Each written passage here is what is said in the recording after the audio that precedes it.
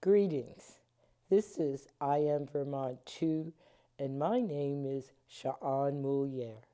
I Am Vermont Too is modeled after the I Too Am Harvard initiative. The I Am Vermont Too photo story project shines a light on the diversity of identities and experiences of people of color all across the state of Vermont.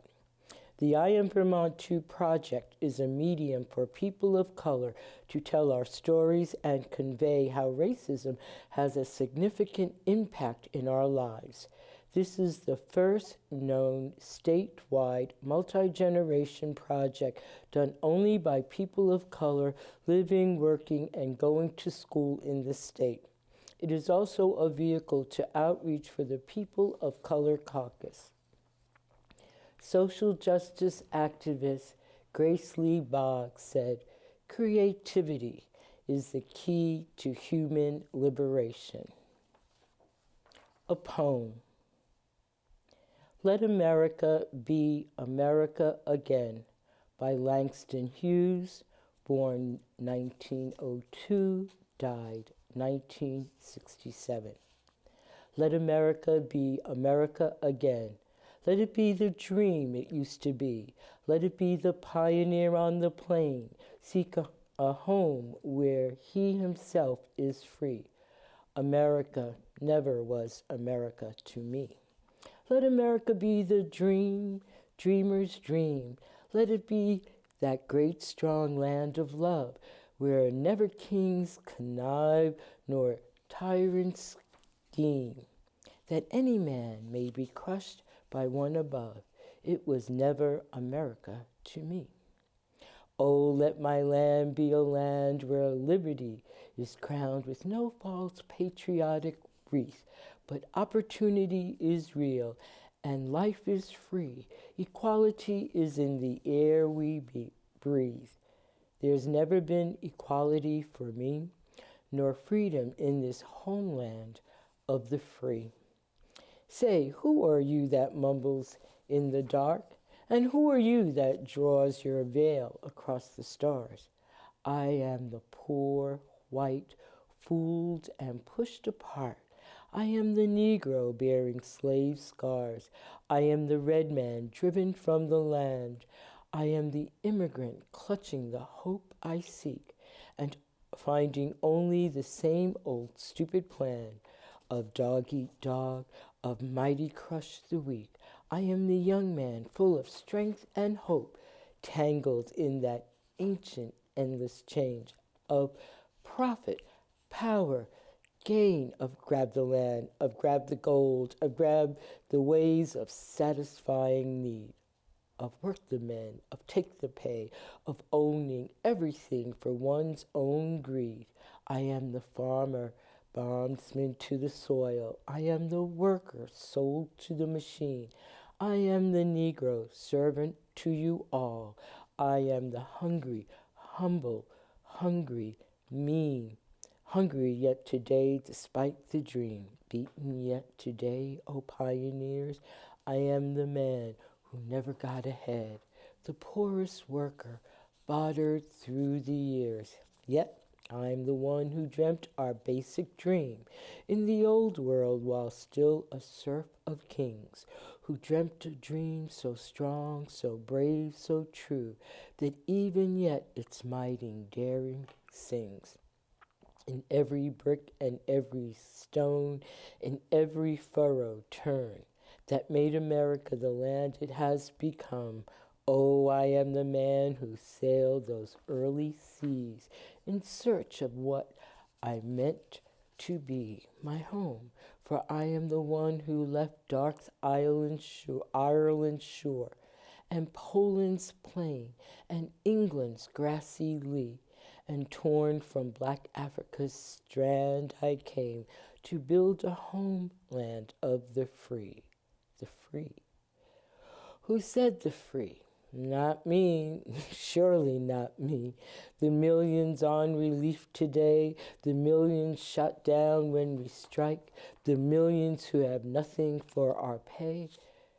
For all the dreams we've dreamed, for all the songs we've sung, and for all the hopes we've held, and all the flags we've hung, the millions who have nothing for our pay, except the dream that's almost dead.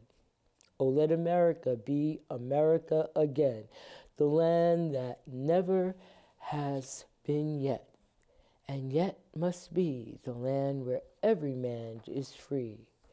The land that's mine, the poor man, Indians, Negro, me. Who made America? Whose sweat and blood? Whose faith and pain? Whose hand at the foundry? Whose plow in the rain? Must bring back our mighty dream again. Sure, call me any ugly name you choose. The steel of freedom does not stain. For those who live like leeches on the lives of people, we must take back our land again. America. Oh yes, I say it plain. America never was America to me. And yet I swear this oath.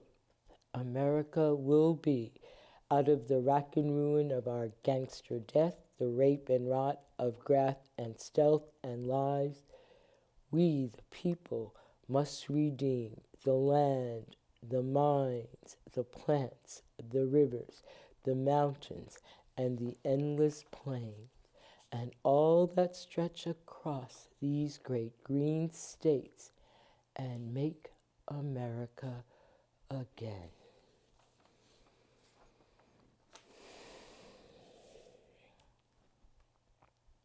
My guest today is Mia Schultz, the new president of the Rutland branch of the NAACP. I first met Mia at the Vermont statewide BIPOC, that's Black and Indigenous People of Color Caucus retreat in 2017. She was the site coordinator for the Visible in Vermont photo exhibit displayed at the Bennington Museum in 2019.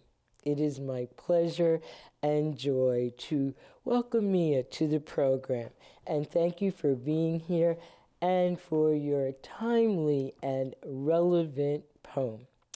Before you tell our viewers about yourself, can you share what it was like to be asked to be a guest on today's program? Well, it was definitely an honor. So thank you so much for inviting me to be part of this special program that I have been following for years now. And so it felt as a unique opportunity to be heard and to be interviewed by a person of color.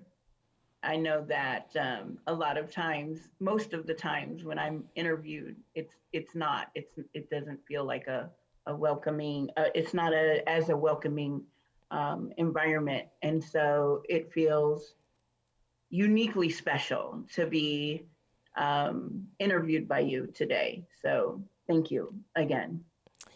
And as I said before, it is my pleasure, and you are more than welcome. So Mia, can you give us a little bit about your background, a little bit about your family, where you come from, etc.?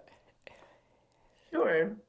My name is Mia Schultz, and I use she, her pronouns. I identify as Black. However, my mother is white and my father is Black. I identify as Black because I have children who are Black, and I too have been the target of racism.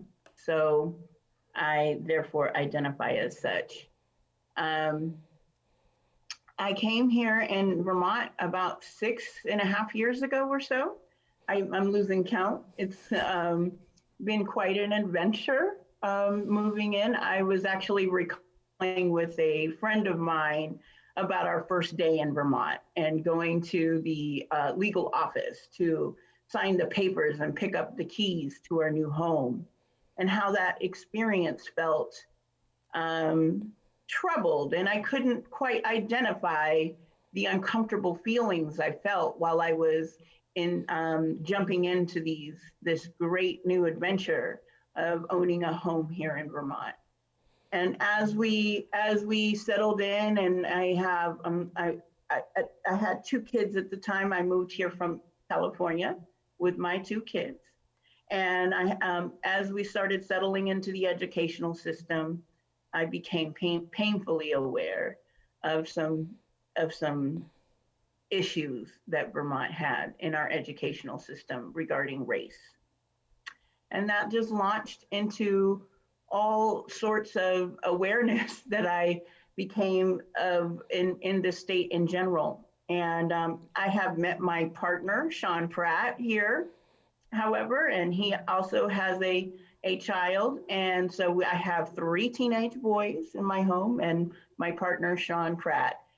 So we've made a life despite the many, many obstacles that we have faced while living here.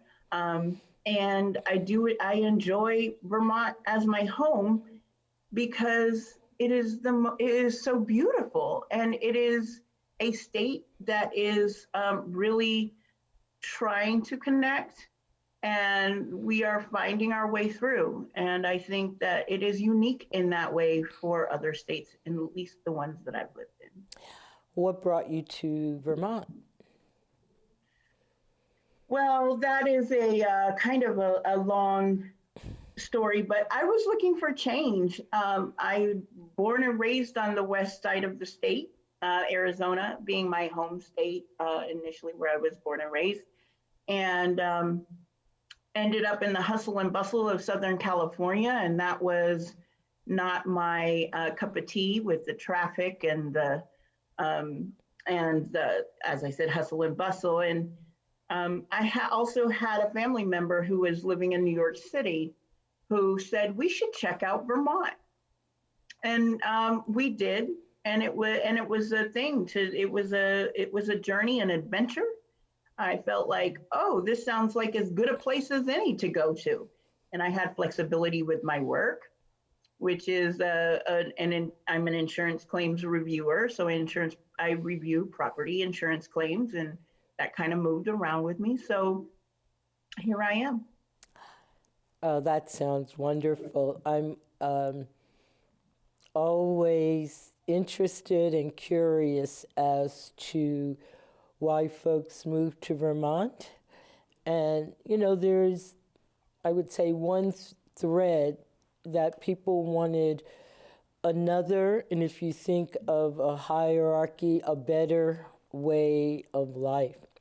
So Mia, can you share some of your interests, your passions? What brings you joy and delight in your life? What are your hobbies?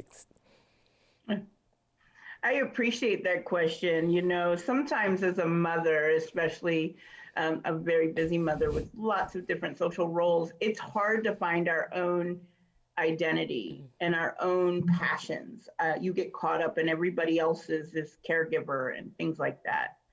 I enjoy my family, and I think that is my main passion, and the reason that I continue to do the things that I do in the public eye and fight for them. But not only that, I enjoy being with them. I enjoy that love. I have also connected with my 93-year-old grandmother nearby, and she has been one of the most influential people in my life since I've moved here. I have been able to connect with her and my family on a different level that I ever had before, now that we're close together. So family is my passion. Family is definitely my passion. Thank you. And what a blessing it is. It's a blessing not only for you and your children to be able to have that family continuity in working and being around your grandmother. So, what has the impact of racism for you living here in Vermont? What has that been? Well, it's interesting because, as I touched on before, it kind of creeped up on me. It was the uncomfortable feelings I would feel when, like, I was buying a new house in an attorney's office. It was the uncomfortable feelings of walking into a store and being the only person of color in the room, and being super visible, and just being like, kind of feeling like all eyes are on you. And so it just like kind of hit you. It's the comments that were made along the way. For example, my son one day came home from school and said, everybody was wishing everybody else Merry Christmas, this teacher, but she only wished me Happy Kwanzaa.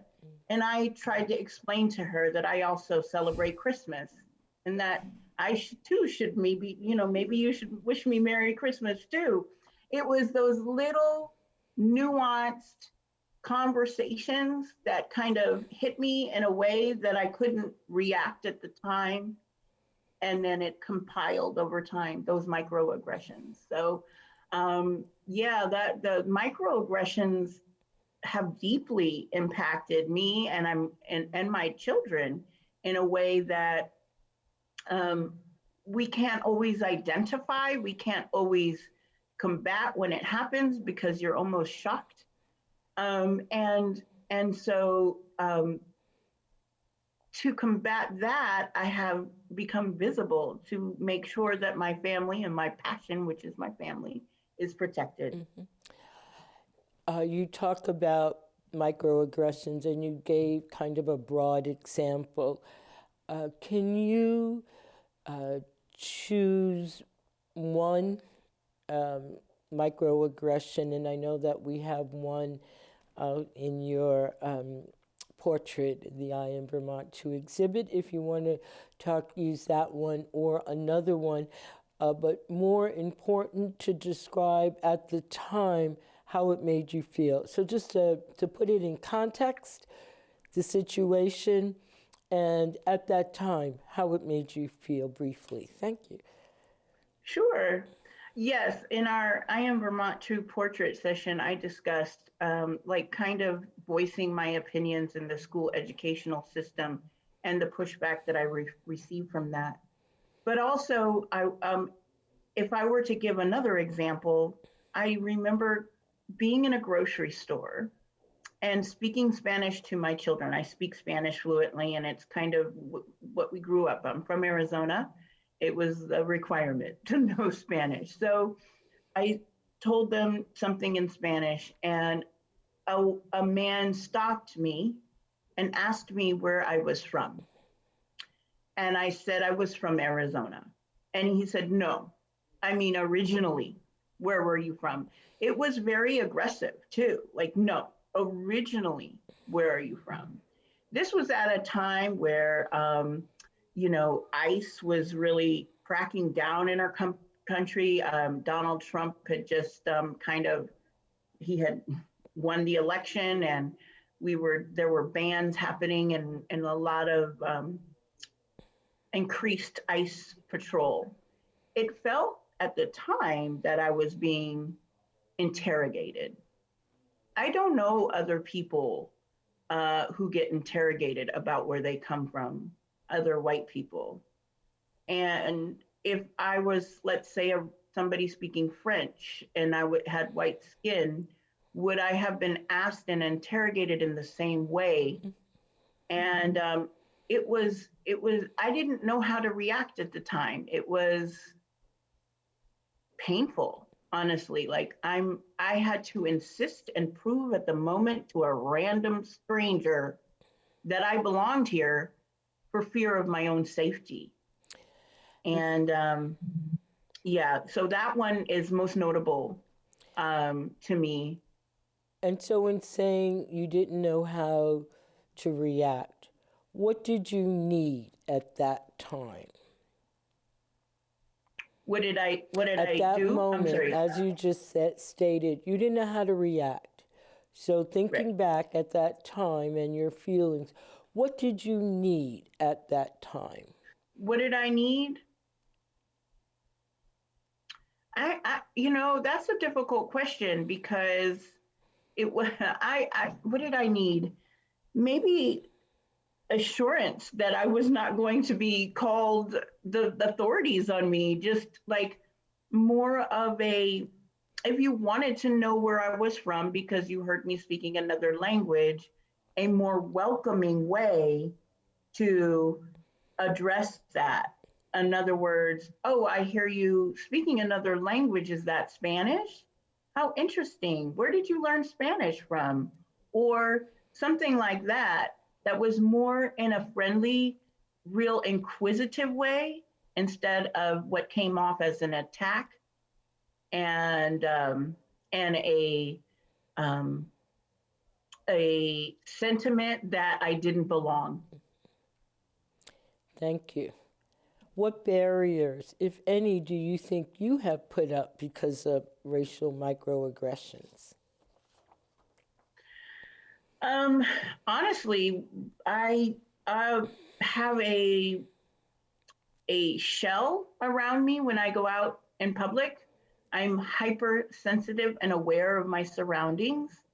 Um, Not only because of the microaggressions, but because of the lack of community protection, I feel, in terms of not just law enforcement, but, you know, I've seen the example of my other BIPOC friends in my community being basically run out of town. So to put a protective shell around me, and I come off abrasive maybe towards others. I have been called as like a kind of like, oh, snobby because of the shell that I put around to protect me from um, being, you know, even attacked on a microaggression level.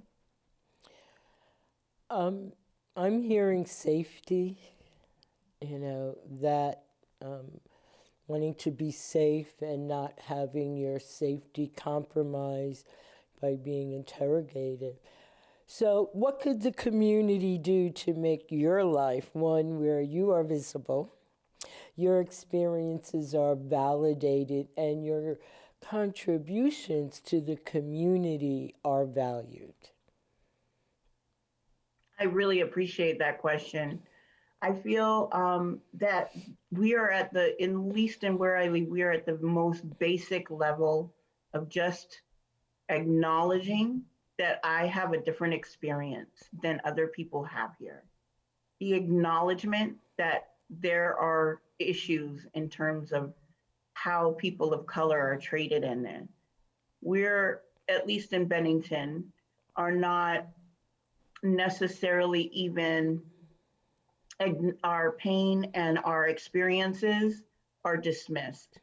So that first step of acknowledgement, and then to see how each individual contributes to the pain that is caused on our BIPOC community, especially those who have power in our systems, and how their decisions impact the people who are most vulnerable in the state. Thank you. Wise words. Are there any last words you would like to share with our viewers? I just really loved the Langston Hughes poem that you have read so eloquently. I had, last week was hard for, especially for the country, but especially people of color, because it demonstrated what we already knew, that there are clear and distinct disparities on how we are all treated in the United States of America, and how, I don't know when this poem was written, but it was written many years ago, and we're still feeling that angst in an America that claims to be for all, but has not yet. And I just wanted to uplift that poem one more time because it is so relevant to how we are experiencing America today. I couldn't have said it better. I want to thank you again, Mia, Thank you. for being my guest, for sharing Thank your you. experiences, and for lifting up Langston Hughes' poem to bring to light that this has been a journey. This is another chapter in the journey, and I thank you for being my companion on this journey. And I'd like to thank you, my viewers, for watching I Am Vermont Too. Like us on Facebook.